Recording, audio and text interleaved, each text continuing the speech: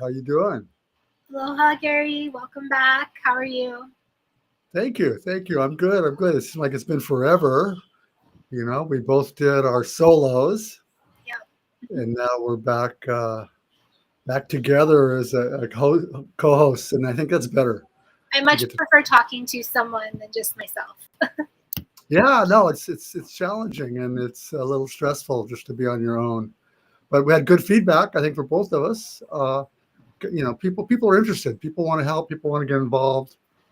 I was gone for a week to visit my dear mother who turned 93 years old, and saw her and my stepdad and my family, my brothers and nephews. And yeah, I just had a relaxing time. Now I'm always happy to get back to the Garden Island and feel very fortunate to be able to live here in Hawaii. Nice. Well, we're glad to have you back. What are we talking about today?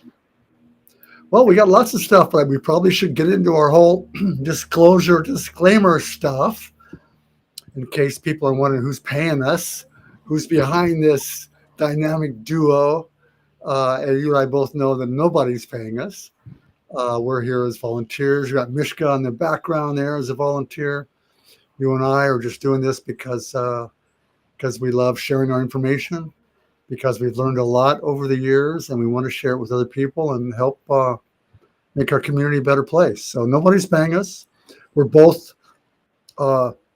connected with, in some way or shape or form, various organizations. Uh, I'm not on any board, or I don't get paid by any organization. I'm totally retired, even though I work every day and love it. I have that freedom. And you work with HAPA, right? Yep, I'm on staff for HAPA. I'm the Reclaiming Democracy Program Director and Vice Treasurer of the Democratic Party of Hawaii. And I'm also going to be on the board of the Our Hawaii Foundation.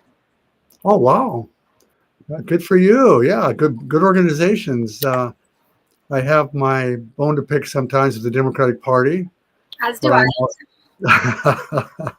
And I am a member, and I just wrote something just recently that got a lot of feedback, good feedback, about the large number of Democrats in name only.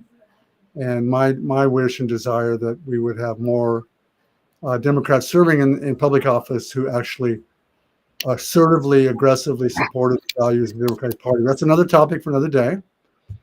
HAPA, of course, is a great organization. I, along with you, helped found it and was board president for 10 years. But now I'm on my own and speaking as an independent, and not having to ask anyone or inform anyone. Just do my own thing. So that's good. What else we got? We got election news is first thing on our agenda. We actually have an agenda. I don't know if Mishka has that agenda that he can throw on the screen when he gets a chance. Look at that. August 11th. That's today. That's the first item. We're going to talk about that. We're going to speculate mostly, give you some news, and then we're going to move on. Some of the feedback we had from last time was people want to know what we're going to talk about. So they want to know whether they should hang around or not. The second item, we're going to talk about lessons from the ledge. And this is going to be a reoccurring theme where we give basically tips and things that we've learned, how to be an effective advocate, how to testify, how to submit testimony, how to read the legislature, that kind of thing. So we're going to talk about that today. And then we're going to talk about what's next, Mishka.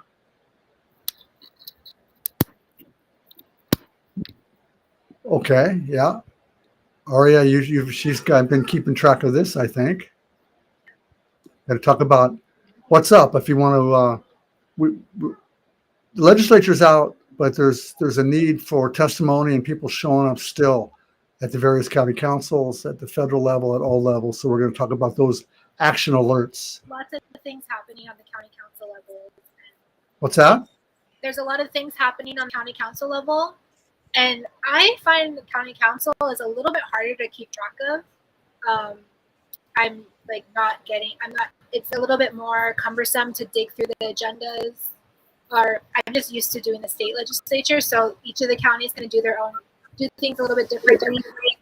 So it's a little bit hard to kind of keep track of everything. So we're doing a great job. We have lots of advocates that are sending tips, and so we encourage listeners to share as much as possible so we can get the word out. I don't know if it's just my audio or whether it's the internet or what, but your sound is breaking up a little bit. Just a heads up for me anyway. I don't know about anybody else.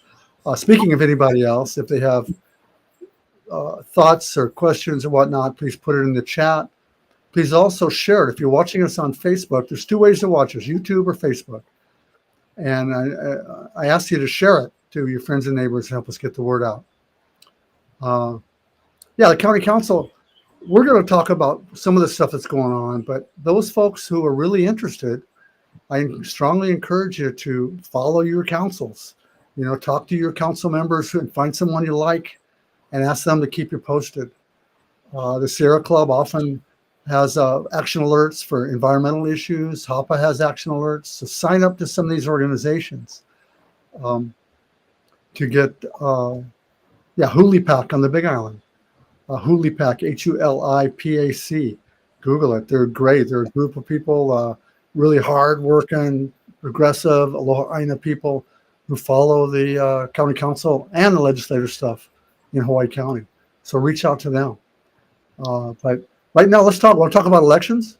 Well, before we get started, I did want to acknowledge that we are 2 years post the Lahaina fire and just give our love and affection and hearts out to Maui and really just, our thoughts and prayers are with you. There's still so much progress that has to happen for recovery. And shout out to Lahaina Strong, who have done so much for Lahaina community. They really did identify that there are systemic issues that were in place before the fire. And now that the fire happened, there's still really issues with land management, with accessible housing, with mental health access. And, they organized, they got together, and they're actually making moves to take action to fix the systemic problems that kind of were exacerbated by the fires and were, around way before the fires too.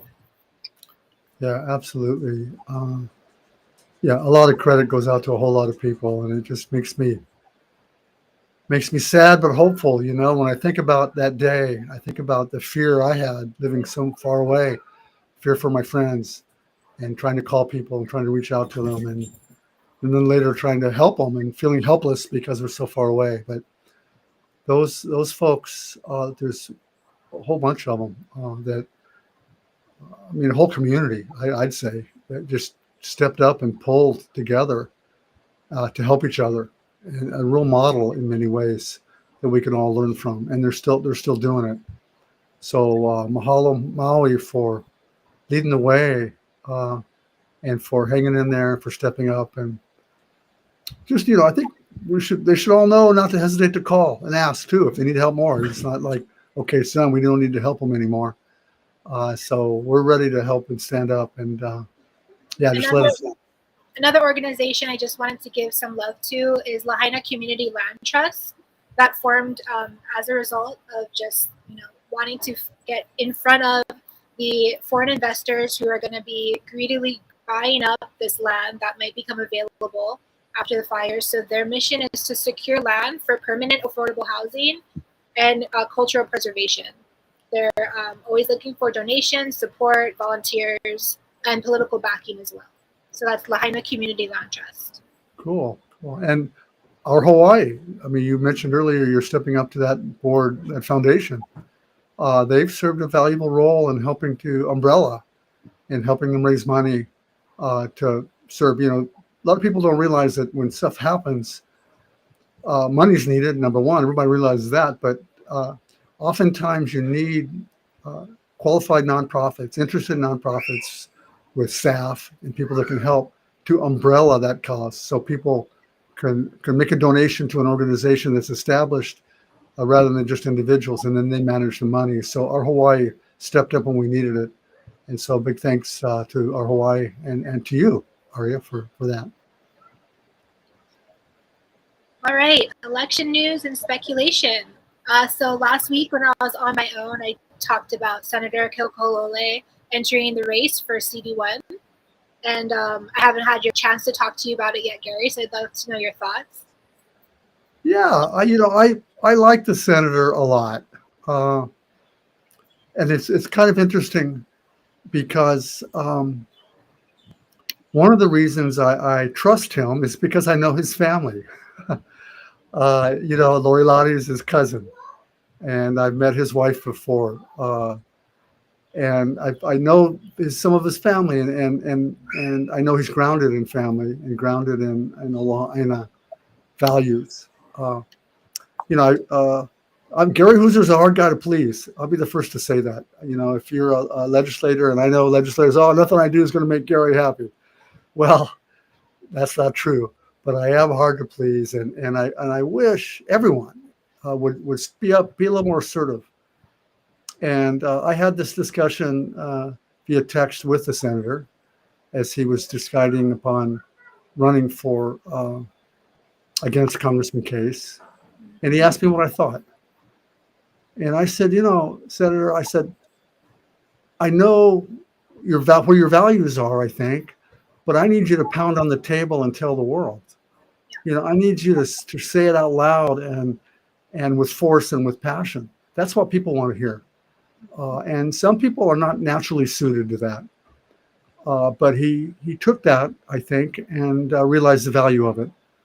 And then I saw on Facebook, you posted something and someone said, where does he stand on Gaza or something like that?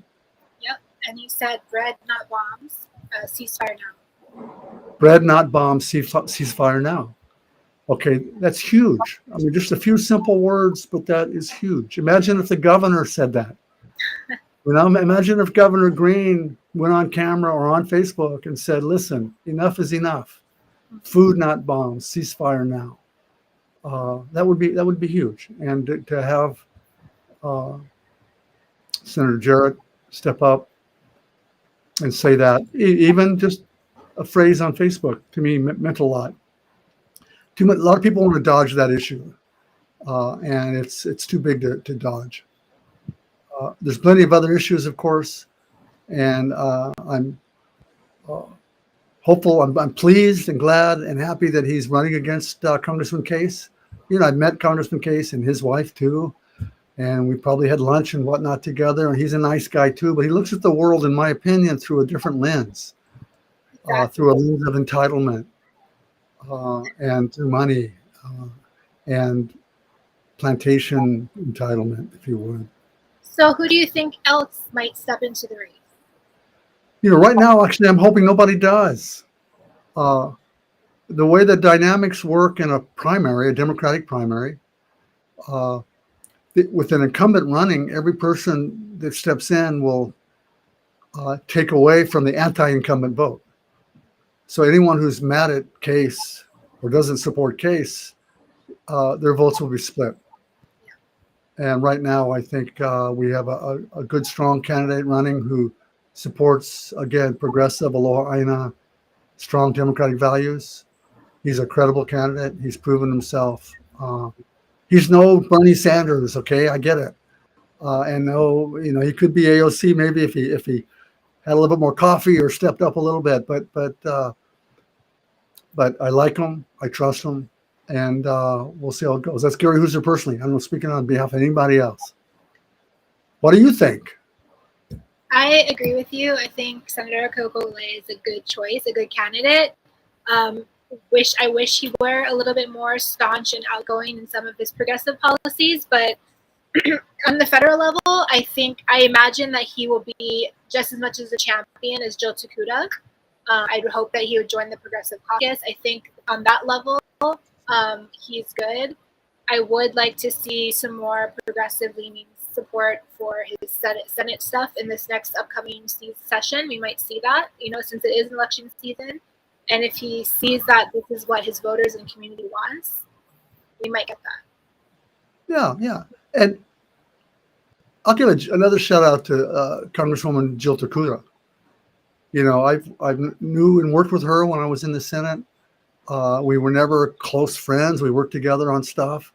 But I've seen her, I'll use the word blossom, just grow into her role of leadership in Congress. She doesn't have to stand up and speak out against Trump. She could sit in the back and keep her head down like many others. But no, she was one of the very first of our delegation to step up and say out loud what we all want to hear. So right on.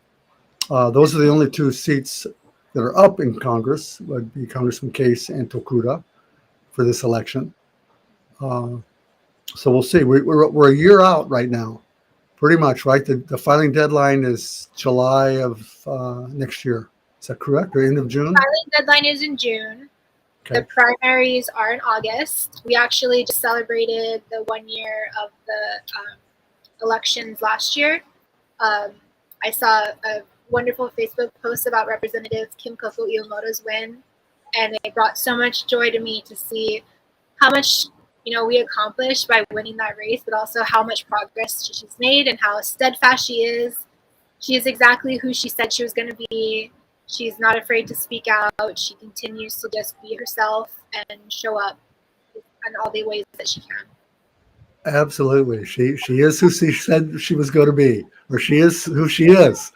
And that was an absolute sweet, nice, happy, celebratory victory. There's no question about that. And hats off to her. I've seen her grow in her position too. And I'd encourage people that are watching this right now to reach out, send Representative Kim Koko Iwamoto and Congresswoman Tokuda and anyone you think is doing a great job, but send them a note or call them and say, right on, thank you.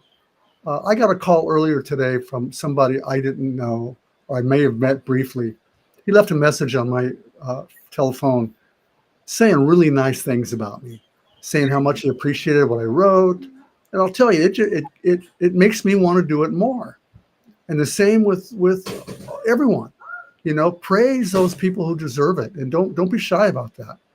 Whether you live in their district or not, give them a call, leave that voicemail, or send an email. Let them know. Thank you very much for being who you are and for stepping up. There's a lot of people we want to give shout outs to today, I'm sure. I don't know if we have time for everyone. But, we can do one more. What's that? We can do one more. You can do one more. Go ahead. I want to give a shout out to Rep. Teresa Mato, who also continues to show up for her community. I recently got to talk to her a little bit at the Good Government Caucus community update that happened last week. And, she is the only representative from Maui who's committed to good government reform, which is, disappointing to say the least, but she's there and she's she's awesome. She ran for Senate in 2016 and hasn't given up since then. I think she ran twice against Senator incumbent Ross Baker. That's right. And then she ran for House and won, and she's doing a great job of representing her.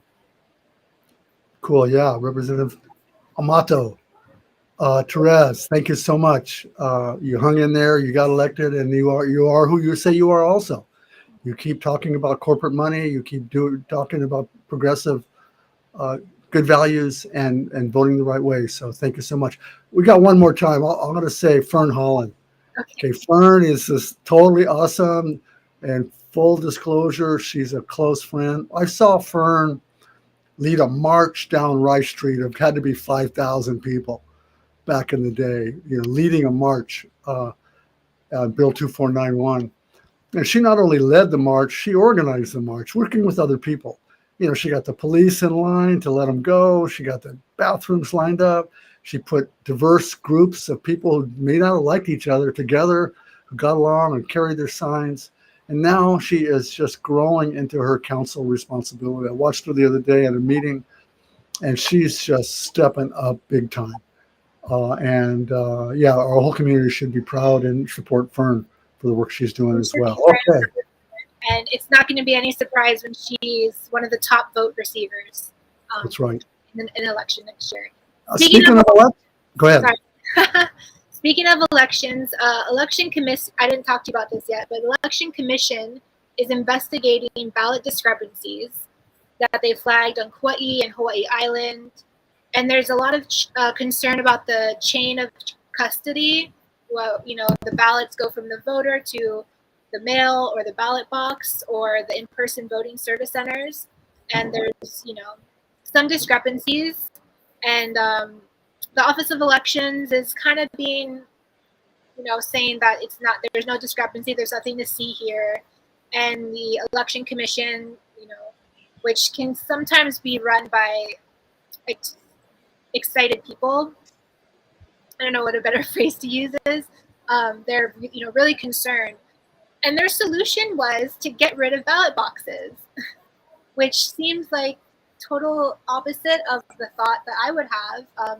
They, instead of suggesting that we need to get a higher staff, do a better, come up with some sort of policy for the chain of command, open more voter service centers, which is something that the Good Government Coalition has been asking for. The bill last year didn't get a hearing. We're hoping that since the election season, it will at least be entertained. Right now in Oahu, we only have 3 voter service centers, and one of them is not open during the election, only open the week prior. Hawaii only has 1, Maui only has 1, Hawaii Island has 2. Having all male voting is really great, but having those voter service centers is just also critical for attracting new voters, making sure that people who want to vote in person have access to vote in person. There has to be a happy medium between getting rid of almost all of them and then, having them all open. Yeah, I agree. There's seems to be something there, but I would guess at the worst cases, sloppiness or filling out forms and carrying the wrong totals to the bottom. I know, I'll speak for Kauai. I know the county clerk there, who's been the county clerk for a while. I know the previous county clerk, and there is no question in my mind at all that they're honest, good people. That they would not, they're just honest, good people. Whether things fall through the cracks again and the numbers get added wrong or there's some sloppiness, I don't know. But I talked to an election official on Kauai a while back. Come here. Oh, wow. Look at this. Hello. She's got a little snake in her thing. This is my granddaughter. Go ahead. I'm on a meeting now. She holds that beautiful yard sign that we're going to talk about in a few minutes, the one I have anyway. So I talked to an election official way back, a couple of years back, and said, how do I know that, everything's okay? And he said, Gary, I'm not going to jail for anybody. It's a small community. He said, there's too many people watching.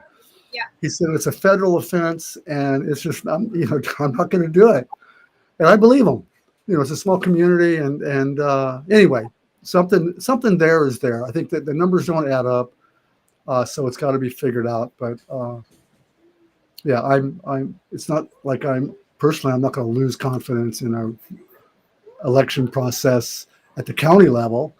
Now at the federal level, we'll see what Mr. Trump does and his people moving forward, and the oligarchs and the tech giants with their stuff. But I think locally, I certainly feel good about it. And this is a reason to reinforce with people the importance of a strong turnout.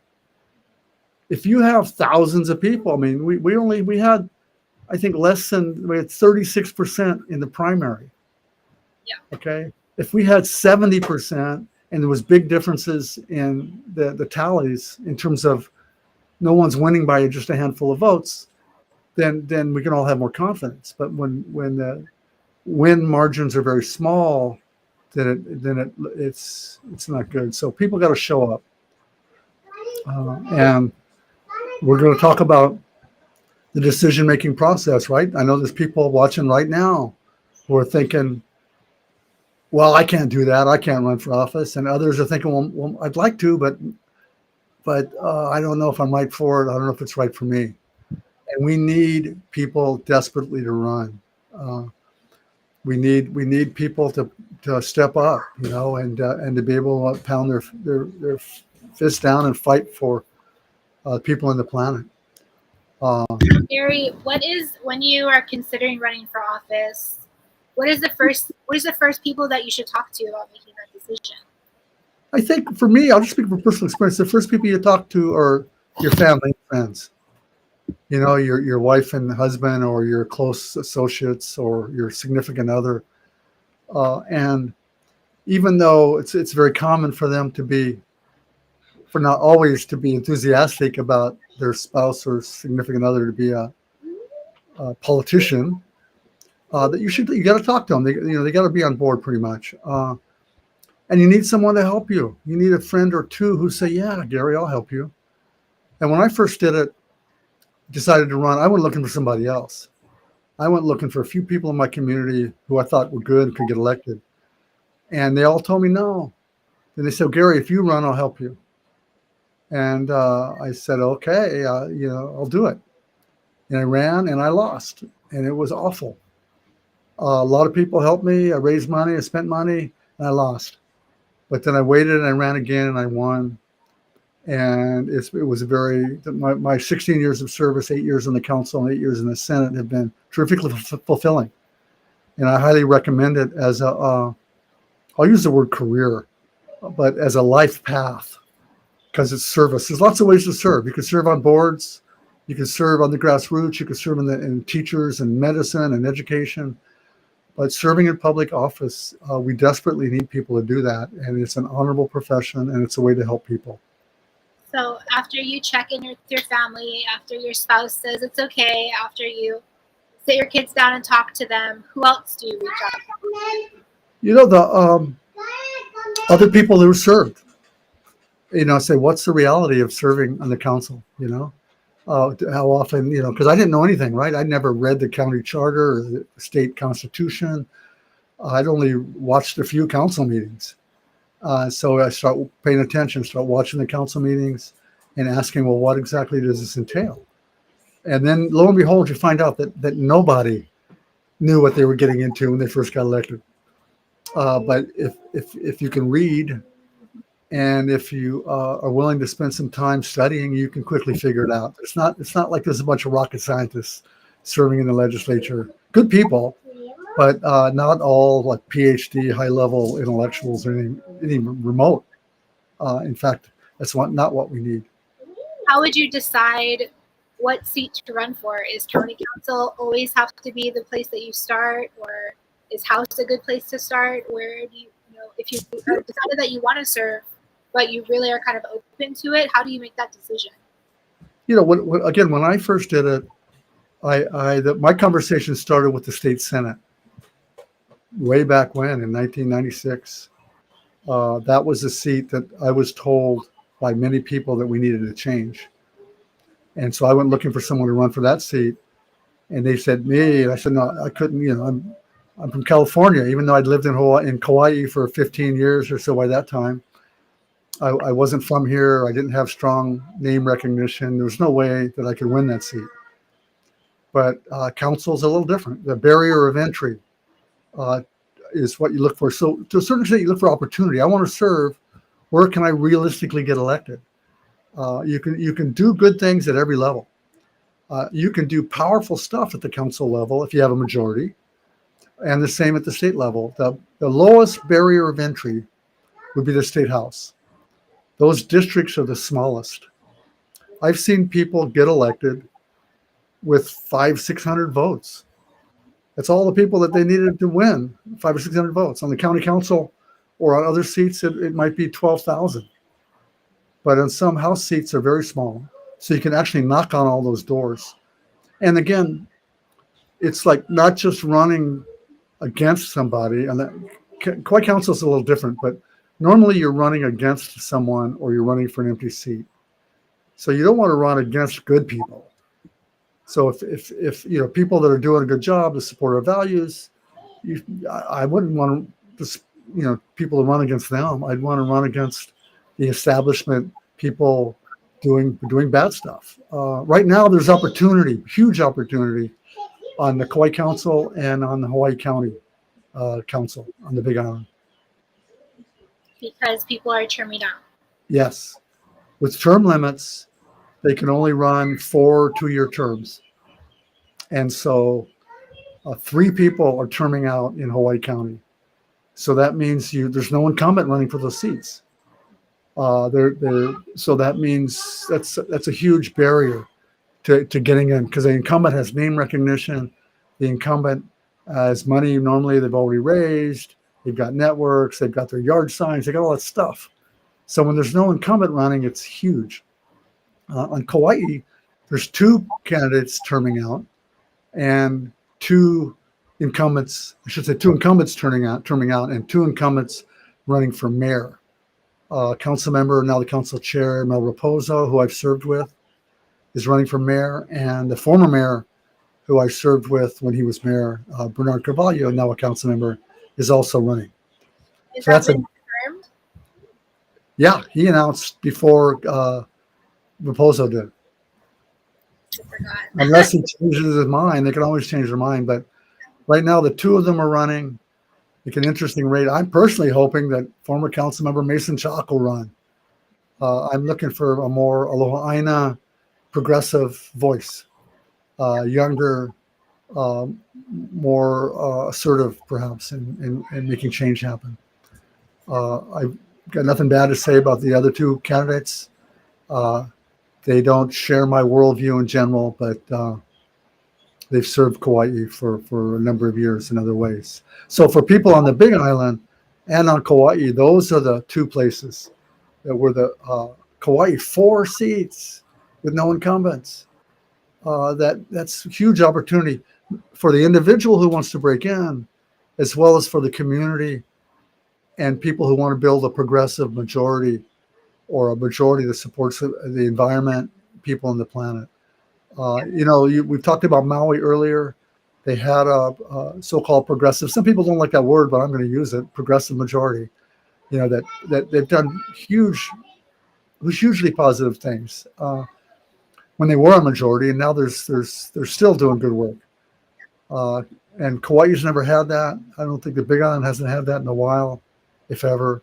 So it's a big opportunity for the community to change the direction of the county councils, which can do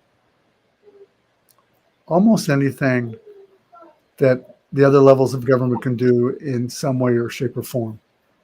There's always a workaround.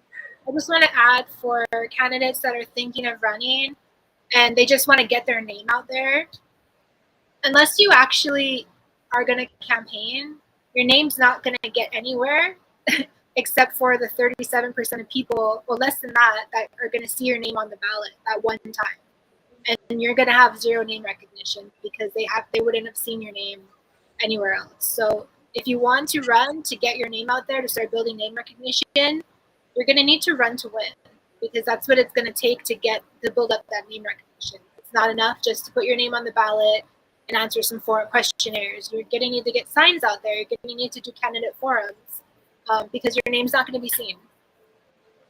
No, I agree 100%. And sometimes candidates will tell me, well, I'm just going to put my name on the ballot, and I'll run some other time.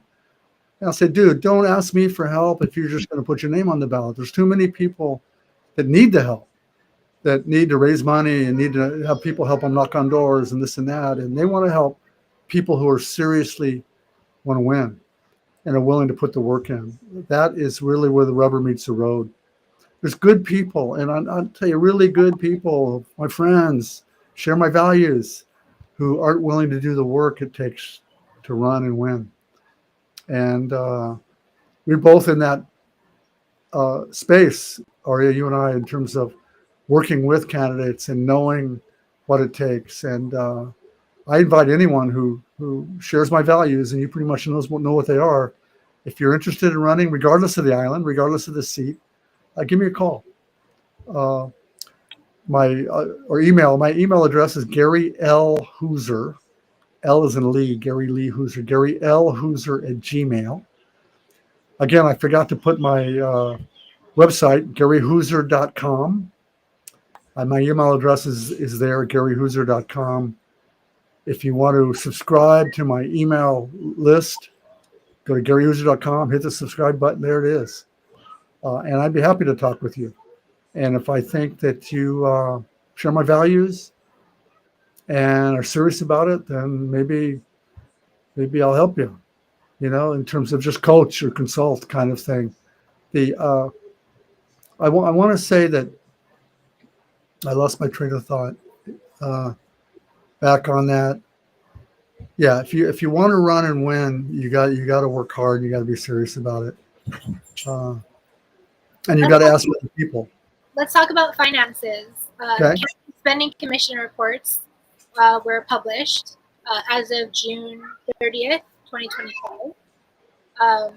There was an article published today in Civil Beat that kind of went over the donations that came in from January till now. They commented that donations during session were very low because candidates are not encouraged to fundraise during ledge session, and lobbyists can't donate during ledge session. So I encourage people to look at that report. It kind of went over what lobbyists made donations and then how much money they spent on lobbying those issues. And I think, we or I bang on the legislature a lot for not doing their job by banning fundraisers during the session. That was a big deal. And so I want to thank them for that because it did. Prior to that passing, they would have fundraisers while they're voting on people's legislation.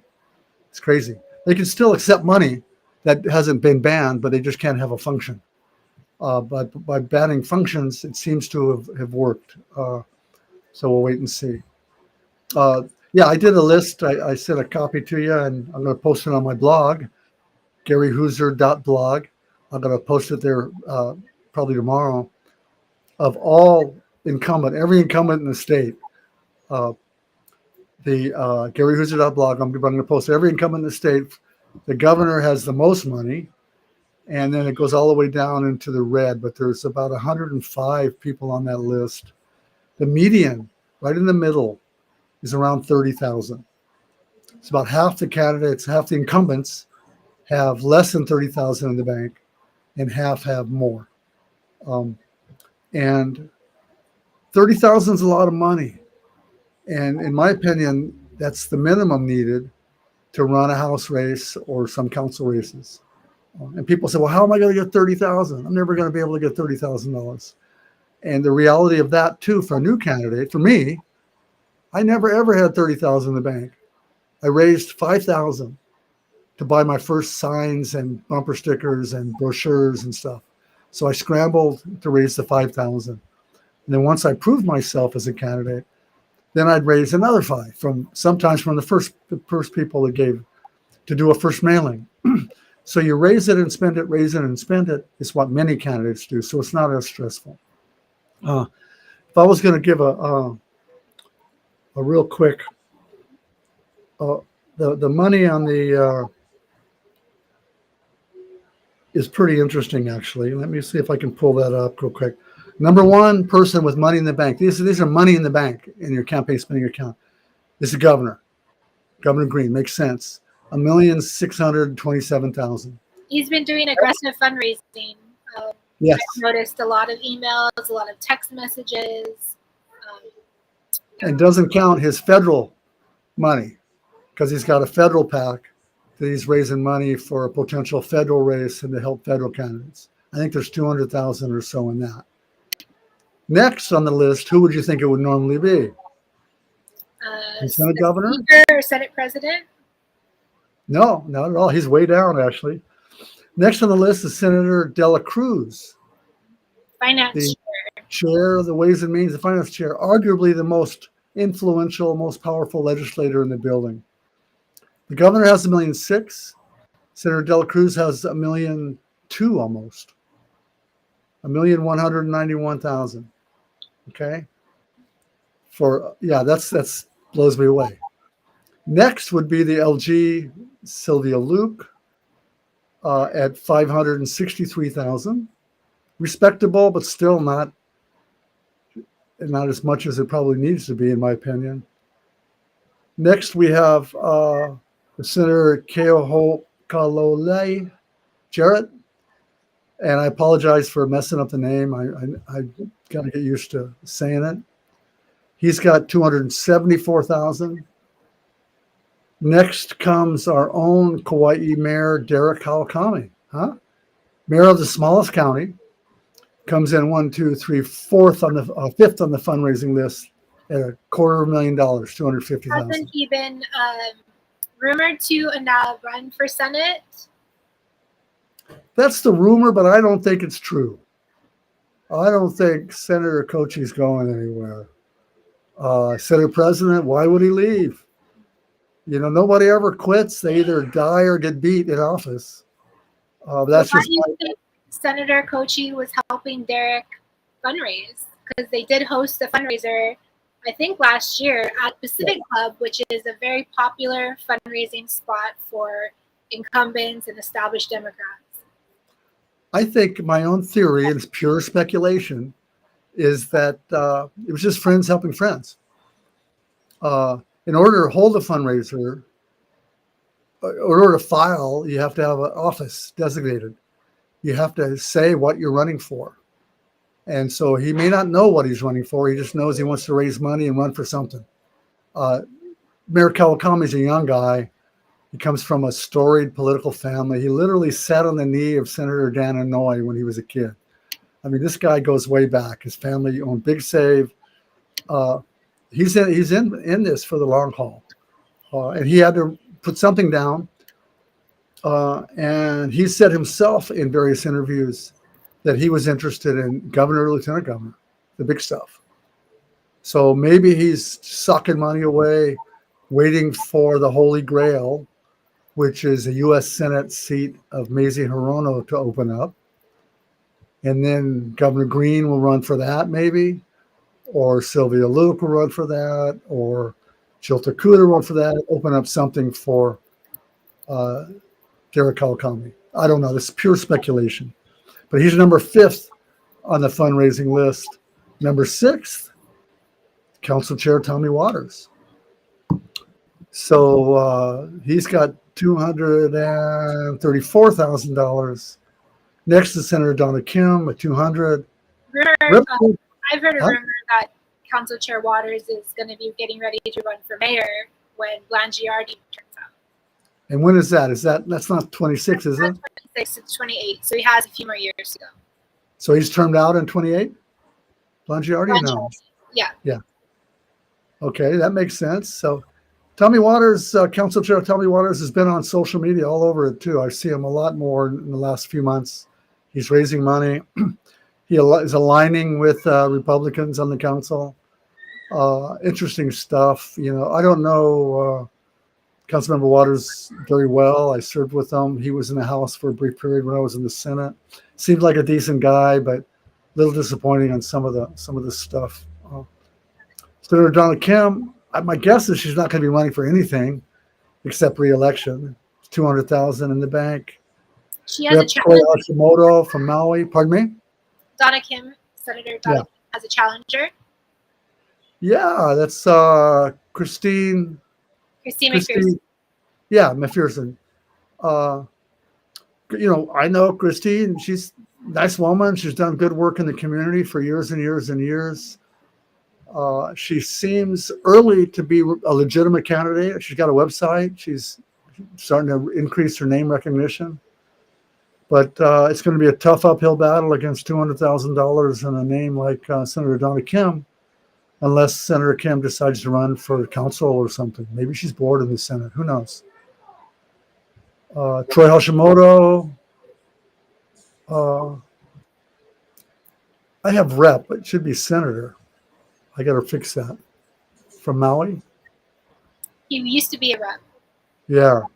He's got $234,000. That surprised me. I never saw him as being a mover and shaker until just recently on this Senate Bill 933. I would be not unsurprised if all of the donations were in large amounts from his Senate and rep friends. Okay. And then Rep. Matayoshi, Senator DeCoit, Senator Morikawa. That is kind of the top of the list there. At the bottom of the list, we have several who I think are using their private money, loaning themselves money, so it shows a negative. Senator Carol Fukunaga, negative of 67,000. I got to think that's her own money she loaned to herself. Senator Leslie Hara, negative 25,000. Senator Onishi, or House Hawaii County Council Onishi, minus 23. Then we jump up. There's minuses. We have Rep. Janae Capella with 73 cents. 73 cents. County Council on the Big Island, Heather Kimball with $103. Rep. Ellie Cochran with 308. And then several others with less than $1,000. To me, any incumbent that takes their job seriously should have money in the bank. There's no reason why they can't be fundraising and asking people to help them during the course of the year, preparing for the next election rather than panic at the last minute. Anyway, we're kind of beating this up a little bit. It's 5:52. Should we speculate some more? Was there other campaigns? We talked about the Big Island. We talked about Kauai. We talked about Kauai's mayor's race, the Congress race. Who's going to run for governor? Anybody? Huh? Haven't heard, but it would make it a lot more interesting election season if there was someone. Yeah, it would, and I think there should be, but it's a tough race. I mean, Governor Green has high approval ratings. I think he's. I'll hold back my thoughts right now. You know, he called me a hater on live television and said that I was only looking for a spotlight. I personally think he got it wrong. I think he meant to say, I'm a hoper. Gary's hoping that things will get better. And then I'm not looking for the spotlight. I'm shining the spotlight. But I must have misheard him. So let's go to the next topic. What's the next topic? The next topic is about how to be an effective advocate. Okay. So what is the hierarchy of interest or influence that we have? The lawmakers, how do we influence them? Okay, this is a fundamental starting place. You know, there's 51 House members, there's 9 council members, or 7 or 25. You know, depending on who you're talking. 25 state senators. How do you know who has access?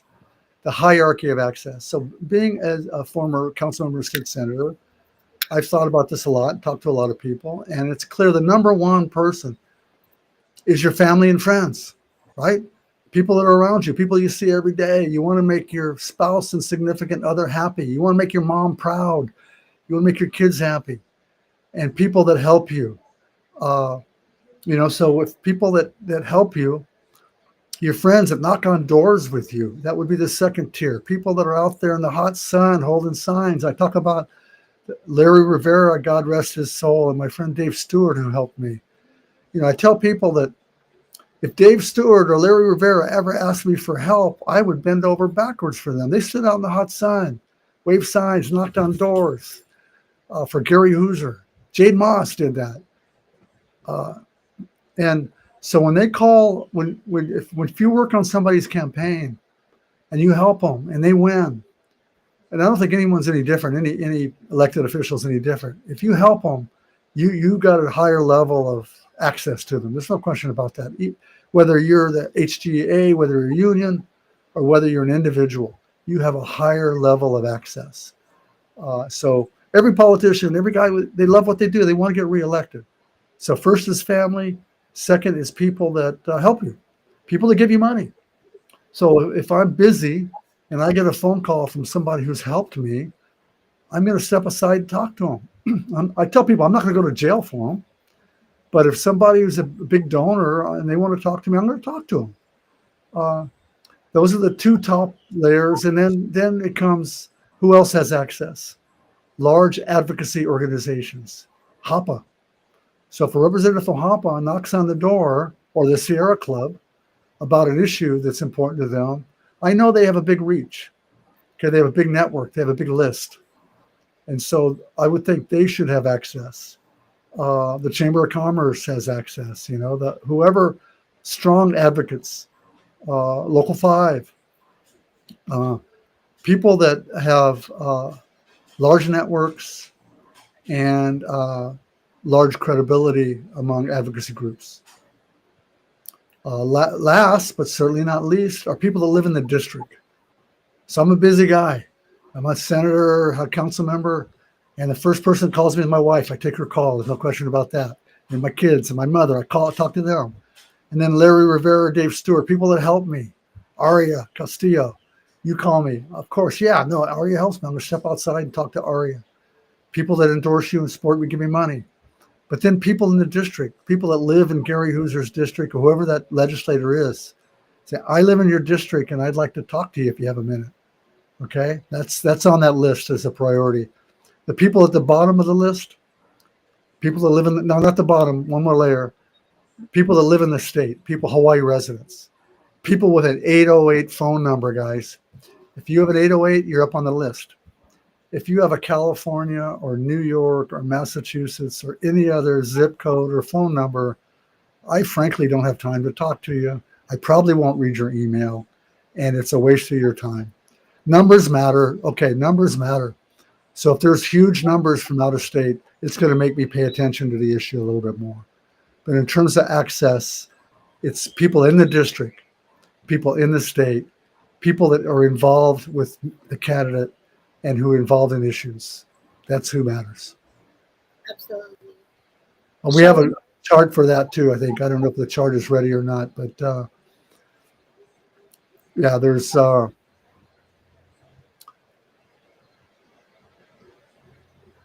okay, no, that's different. That's different. So we'll skip over that and go to the next one on the agenda. Should we move on to policy action and action updates?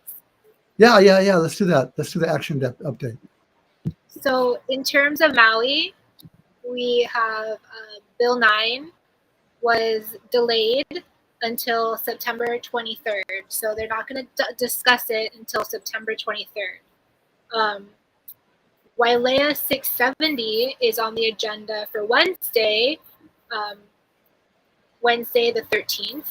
So that is a development project that's set for Wailea that was originally about 700 affordable housing units.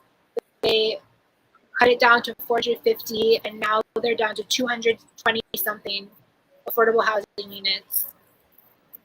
In the middle of a housing crisis, when they just went through this whole ordeal with passing Bill 9 to open up, housing in apartment districts, and now they're going to build a new development.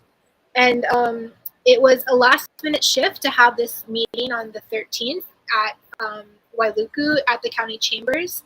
It was supposed to be a special meeting in South Maui where this issue focuses on, and they decided to, skirt that requirement to have the hearing in South Maui where the community is most affected, and they're going to just, do it so that there's not a lot of participation. It's kind of like silencing voices.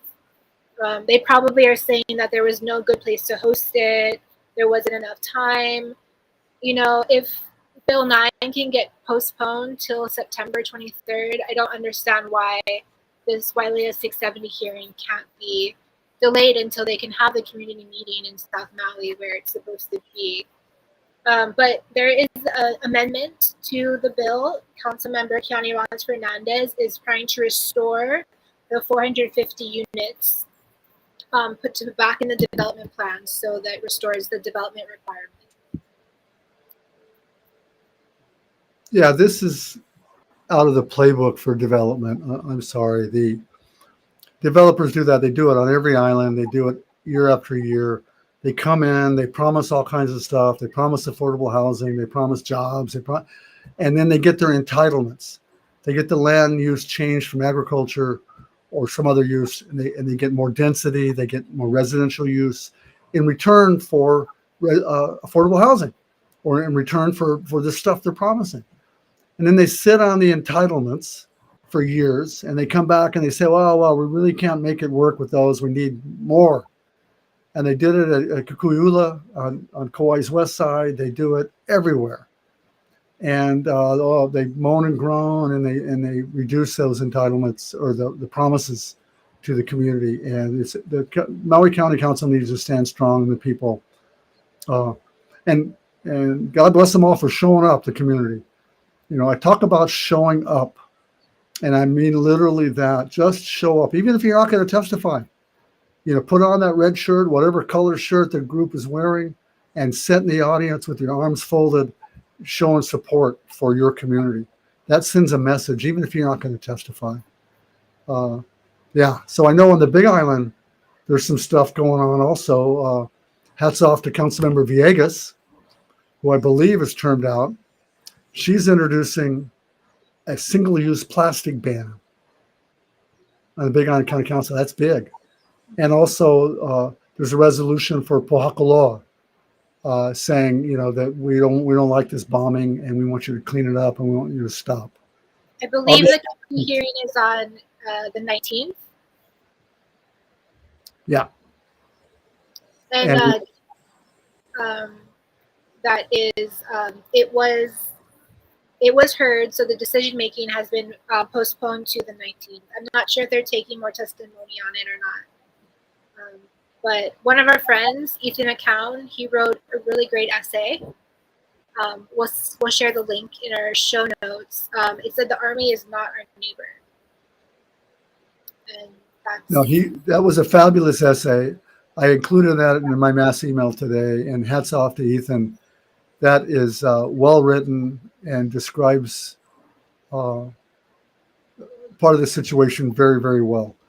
And basically, the military, the Army, particularly in this case, comes in promising everything and saying, we'll be good neighbors, and we didn't mean to do bad things, and we'll learn, and we'll be good, and trust us. We're part of the community, like so many other people, like developers do, come in with their hat in hand, saying how much we love this place, and then they throw the community under the bus, whether it's Red Hill or bombs, Kaho'olawe. They haven't even cleaned that up yet. And so Ethan called them out on this in a very eloquent but powerful way. So thank you, Ethan. Are we going to put that up on the screen? We'll share the link. Okay. Hawaii County also passed the feeding feral animals on county property. That was a bill that makes it illegal to feed feral cat populations, chickens, etc. on county property. These populations, they make the city parks unsafe. They take up, it's not healthy. It's a biohazard, and the feral cat population is killing the native birds. And there's something that has to be done. And hats off to county council. It's not good, to come up against animal lovers like that, but they did the right thing. And also, Hawaii County, the mayor vetoed a 15-foot solicitation ban. Basically a freedom of speech thing. It would ban charity food drives. So if you're on the side of the road, you're collecting food for the food shelters, that would be, or if you're picking up food on the side of the road, that would be banned. Any children who are trying to sell car washes, advertising car washes for fundraisers, people flagging down buses. I guess in rural areas of Hawaii County, you're literally supposed to flag down the bus, and this bill would make that illegal. And other free speech activities. So people who are standing on the side of the road protesting ICE, they're automatically criminalized. Or anyone just standing on the side holding a sign, "Can I get some money for food?" And at the time when our community is hurting so much, we shouldn't be criminalizing that kind of activity. There has to be a better solution. So hats off to the mayor for vetoing that bill. Yeah, I agree. And also kudos to Councilmember Jen Kajiwara, who wrote an excellent piece for Civil Beat supporting the mayor's veto. On Oahu, we are also facing some rezoning issues. There was recently a Bill 37 that was going to rezone some ag land to urban in favor of another development that had very minimal affordable housing requirements on it. And the community came out strong. All of the oral testimony was really strongly against this this proposal, a lot of the written testimony. There was about 500 something pages of written testimony. 300 of those pages were just a copy of a testimony and support written by the Carpenters Union, and they had their workers sign and date it with their email to submit it as testimony. I've never seen that before. I thought it was very egregious. The only reason why I noticed that it was the Carpenters Union is because the Carpenters Union had submitted testimony on behalf of their organization and listed about 10 officers, and I saw the 10 officers' names in that pile of testimony, which is just totally egregious. But I do want to give a shout out to Senator Brenton Awa, who was at the county council meeting and spoke in opposition of this development. He gave a really great speech that talked about investors, exactly what you said. Investors know exactly what they're doing by buying ag parcels at low rates, waiting a little while, then courting the county council to switch the zoning from agriculture to urban so they can build a development. And it's a facade. And he said, here in Hawaii, we grow up learning you only take what you need. And these developers are taking as much as they can, buying up as much as they can because they can. And our county councils are just continually just gifting that to the developers in perpetuity. Yeah, right on, Senator Ava, for stepping up. Is that his district? Yes, that's his Yeah. district, North Shore. And I personally, it's kind of a weird, touchy subject to have our lawmakers kind of be interjecting in. It's not his issue. He's a state lawmaker, but this is a county issue. But I kind of like it when senators come to county council issues. It shows they're paying attention. It shows that they care. Same thing, county council members, when they show up and give support for testimony for things at the House, at the state legislature. I'd like to see more of that. Yeah, I agree. I think, we each have a voice. You and I are using our voices here, and elected officials need to use theirs more. Some do. We talked about Representative Iwamoto earlier. She stands up and speaks out. Senator Ava, does the same, and we need more of that. Whether it's by individuals speaking out, and I'm talking about the Trump administration issues right now, as well as council and state issues. But we need more legislators. Again, I mentioned the governor earlier, the mayors, to stand up, hold a press conference and say enough is enough. Whether it's speaking out on Gaza and the atrocities going on there, on ICE, on the budget cutbacks, taking over Washington, D.C., police force, for goodness sake. I mean, it could happen to us. So we need our leaders to step up, whether you're council members passing a resolution or speaking out individually or at the legislature. But yeah, our voices are what we have. And individuals, that's who we're talking to tonight, is those people that think, well, there's nothing I can do. Well, no, you have a voice, and you can use your voice by email, by phone, letters to the editor, and helping candidates. Gary, any update on the special session that we are hoping to get at the state legislature? Yeah, no update yet. When I did my solo, I did 3 live telephone calls. I put them on speaker, and I called the Senate President and the Speaker of the House, both from Representative Nadine Nakamura and Senate President Ron Kochi, both from Kauai, and my own Representative Luke Evslin, who represents my district. I called all 3 live and got phone messages, voicemail, of course. That was part of the training I was doing online. And the only one to call me back was Representative Evslin. So kudos to him. And he called me back like within 2 days. He basically said, probably not now, maybe later. I don't know. Let's wait and see what Trump's really going to do. And my response was to, I think, scheduling one in September, even October is okay. Let's get working on it now, though, was my suggestion. And but the other two, neither one of them called me back. I also sent all three an email this morning asking about the Senate Bill 933, Act 310. That's the measure that gives 5 legislators the power to determine who gets $50 million from nonprofits without complying with the Sunshine Law and without even having to be impacted by Trump's budget cuts.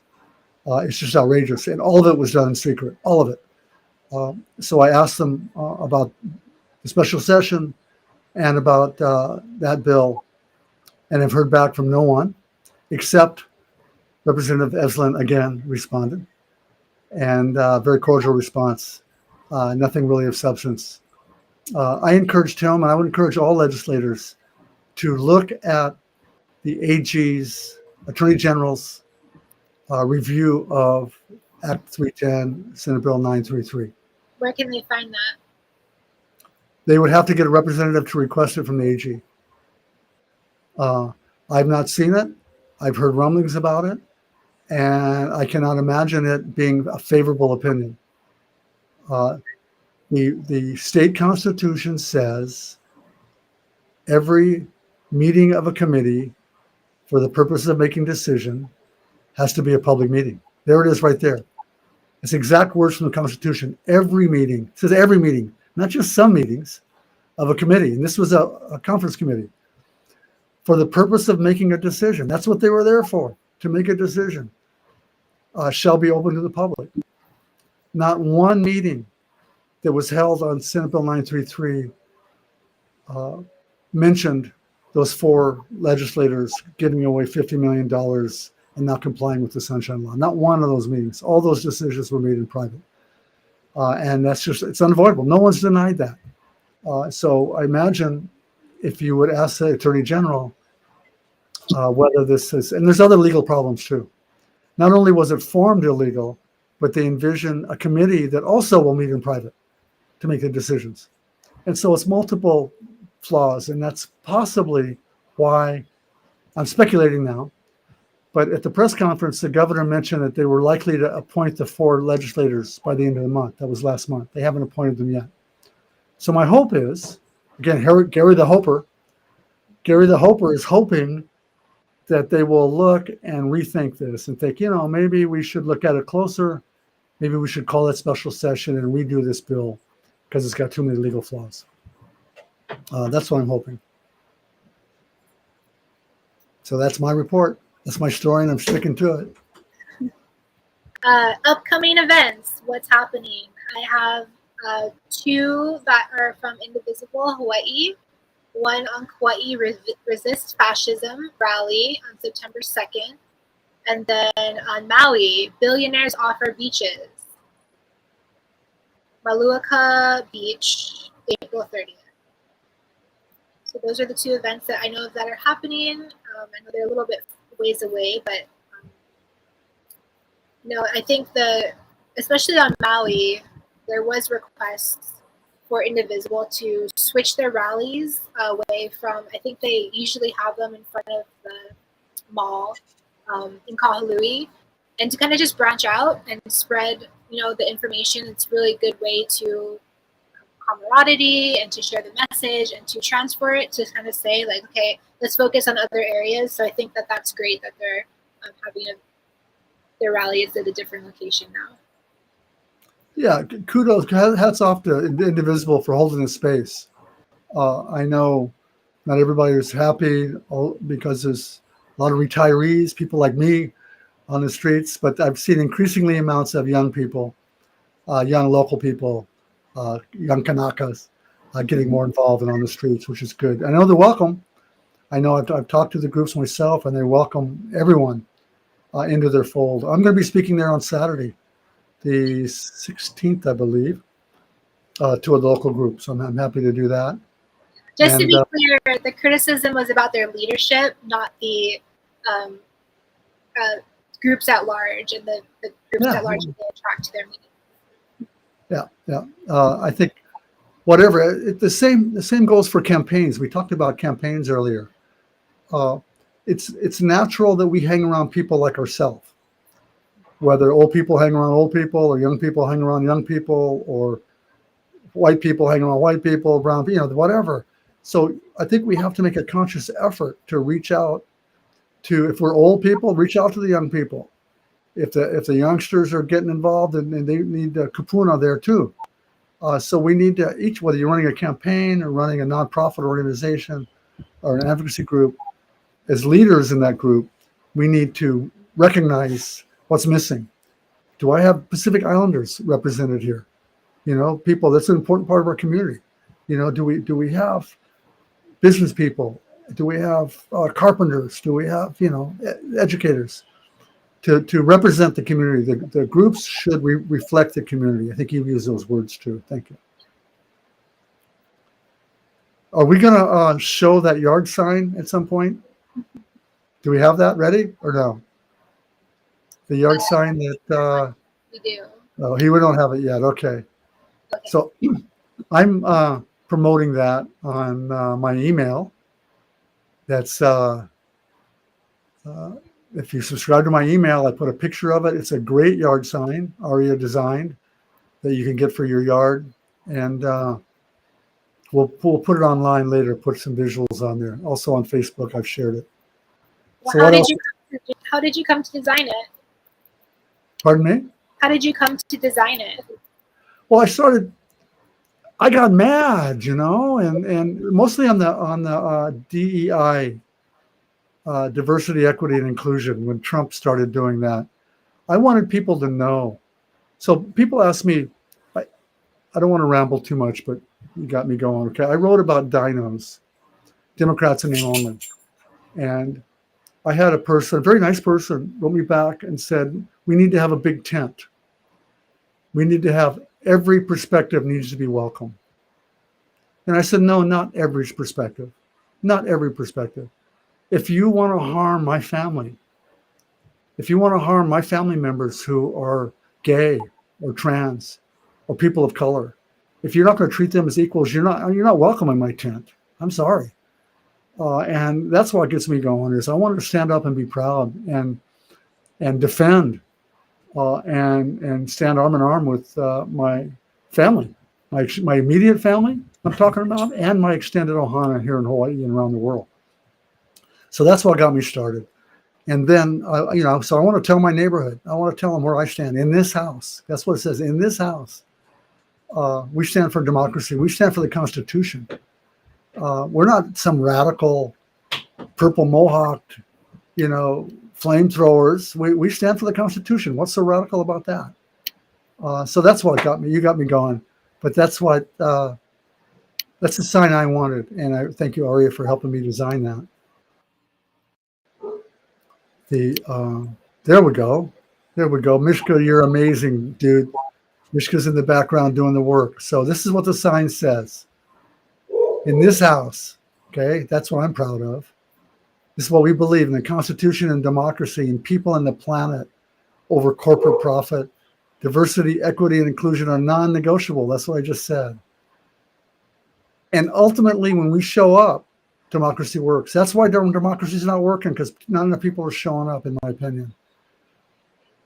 And the people united will never be defeated. I wish I could speak Spanish. I'd give you the real rendition. That's what the sign says.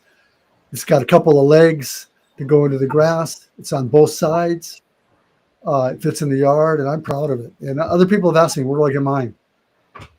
So I posted that link on Facebook. You can get it at thepoliticalhangover.com. This is a passion project of mine. I started a little online store. My first product that I had was Replace Ed Case bumper stickers. Those are for sale as well. I also have a You Go Kim Coco sticker that you can purchase. This yard sign. And I just do it for fun. This is not supporting any candidates or any campaigns. This is just supporting me and my, political leanings. So I'd appreciate it if you guys want to check it out. If you have any other ideas for merch, anyone out there wants to make political merch, happy to host you guys on this website that I have. And hopefully we'll come out with a couple more fun things. I want to do some t-shirts, some more yard signs, some more bumper stickers, because part of, we need to find a little bit of joy in this political world that we live in. So I want to do some positive things, not just replace case negative. Oh, I also have pins that say committee to replace ed case. So if there's anyone that wants to join the committee and buy a pin, those are for sale as well. So let's support Aria Castillo, Aria Juliet. And I know you need a new computer for this show. You were telling me you need to upgrade your technology. So people buy signs, they can help you do that. Can we put that back up on the screen again? What I would love to see, driving down the street around my island, around every island, imagine this sign. It's like a political yard sign, right? It's mounted in the yard. Imagine driving down the streets and seeing this sign. What an inspiration that would be. And your neighbors see it and they want to maybe believe the same way, but don't want to say anything because they're not sure how you believe. So let's wear our values on our sleeve and put them out on the street in front of our house. So thank you so much. And again, where can they get the sign again? What's the name of the place? The website is called thepoliticalhangover.com. Thepoliticalhangover.com. I like it. I got it. So what advice would we give an 18-year-old? Vote, get registered to vote. Number one, most people have a subject matter interest. So if it's, for me, it started out as environment. It's expanded since then. But if it's environment, join the Sierra Club, join Surfrider, start picking up, cleaning the beaches and going on hikes with Surfrider, and you meet other people. Meet other people who are into that. And there's pretty much an organization for everything. So join an organization. Most of those organizations have a legislative committee that sends out email that says, okay, we need your help to testify on this or that. Or find a candidate and support them. And because you join a campaign, you meet other people on the campaign, you learn about politics. It's good. What would you say? You're a millennial, right? So you're more qualified to talk to an 18-year-old than I am. I got started in politics. I got involved with the Democratic Party pretty young. I was a little bit older than 18, but I found a lot of doors were open for me just because I showed up, and I was the youngest person by more than half, and I got invited to fundraisers for free. Senator Hirono, I got to go to her fundraiser. Senator Cory Booker got to go to his fundraiser.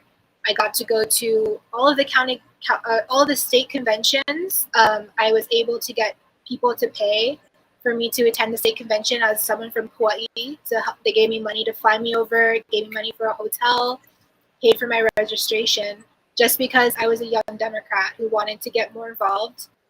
And I just showed up, listened, paid attention. I got elected to be chair or co-chair of my precinct because they usually have these positions. They need to have names to be filled. They need to have bodies and seats. And so I was, asked to be one. And I met like-minded Democrats. I met one of my friends, Ian Ross. I met Tyler Dos Santos Tam. I got to get to know Dylan Hoosier better. We formed Hawaii Young Democrats. That opened doors for us to go to the national convention in Philadelphia. We were able to get some of that trip fundraised as well, and that was an amazing convention to be at with Senator Bernie Sanders and Secretary Clinton. And I think just showing up to these kinds of events and meetings is really key. Finding a candidate that you like, or even one that you maybe not like, but if there's the candidate that's running in your district, show up in sine wave with them. Show up and volunteer to do stamps. And you can start to ask them questions. You can start to get to know them a little bit better. You can talk to other people in the campaign who can also help, open doors and make connections. That's how you network. That's how you can get job opportunities. That's how you can be introduced to other candidates that you might want to work out and that you like better. So I would just start showing up because, in my opinion, all organizations need the youth vote. They need more leaders that are young, and they're going to start to support you and open doors for you. Yeah, show up. I'll tell you, you show up. People are hungry for people like you. People that are in the organization. Oh, there's a young 18-year-old. Let's grab a hold of them. And embrace them and help them and support them. The question actually says, what life advice? So expanding on that a little bit, I would say focus on your education. Focus on your education and get involved in your school politics. Be class president or class vice president. I think I was vice president of my sophomore class or something.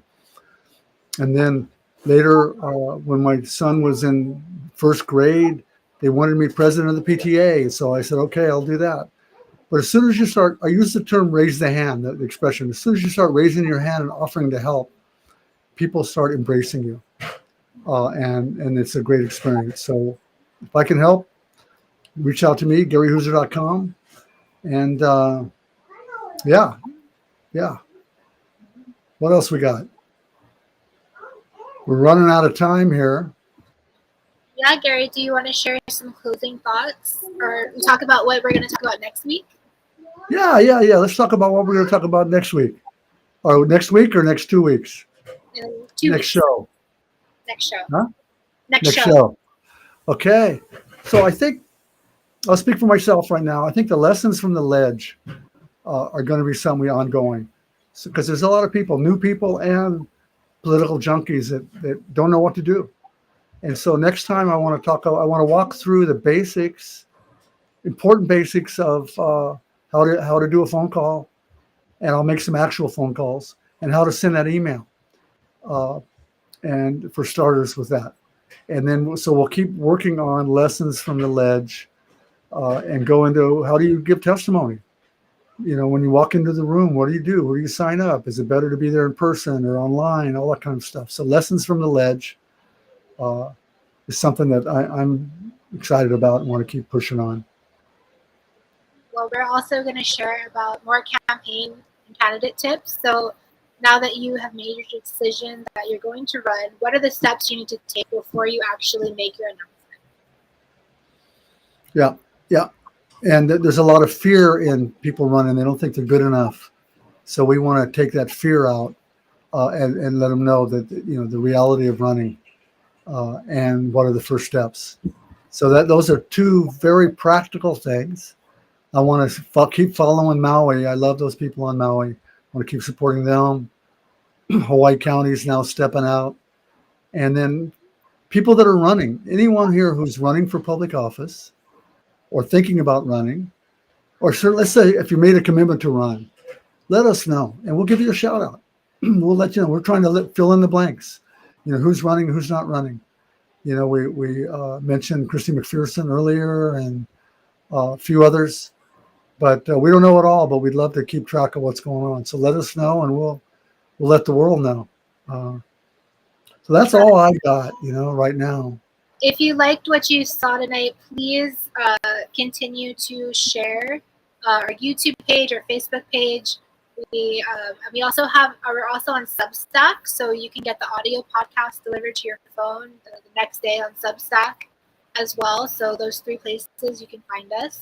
But please like and share the content. That is really critical to get that out to more audience members. Yeah, and I think it's safe to say we're always looking for feedback. So if anybody has feedback, you think it's too fast, too slow, too boring, too exciting, or too whatever, let us know.